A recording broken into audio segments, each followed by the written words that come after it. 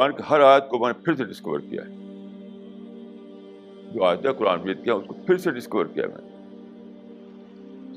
میں آپ کو مثال دیتا ہوں. مثلا دیکھیے پہلی آیت کے لیے, بالکل پہلی آیت, الحمدللہ رب العالمین. لفظ حمد کے بارے میں کہا تھا کہ اس میں تعریف اور شکر دونوں کا مفہوم داخل ہے. یعنی خدا تیرے لیے ساری تعریف ہے, تیرے لیے سارا شکر ہے, تو رب العالمین ہے. تو حمد جو ہے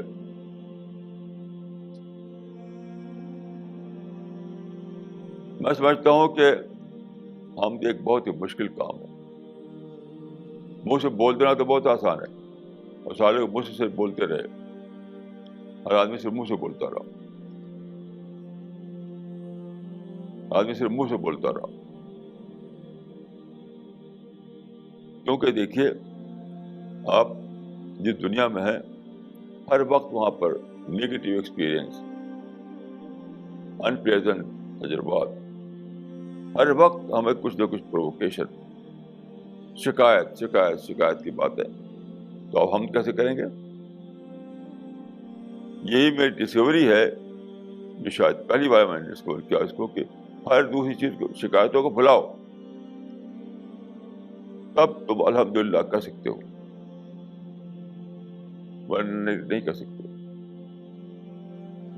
کیونکہ ہم تو شکایتوں میں جیتے ہیں. نیبر سے شکایت, دوسرے لوگوں سے شکایت, ہر طرف سے کوئی نہ کوئی ایسی بات ہے جو ہمارے اندر شکایت پیدا کرے. کیونکہ اینجلس کے بیچ تو رہتے نہیں ہم.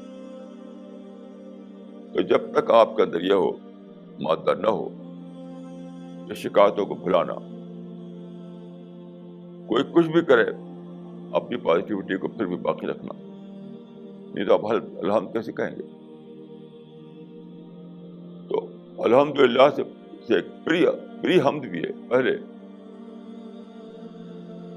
یعنی نیگیٹو جذبات کو کل کرنا, نیگیٹو جذبات کو بالکل ختم کرتے رہنا. تب آپ کیسے کہیں گے الحمدللہ رب العالمین, صحیح مان. لیکن لوگ اپنے کو تیار نہیں کرتے.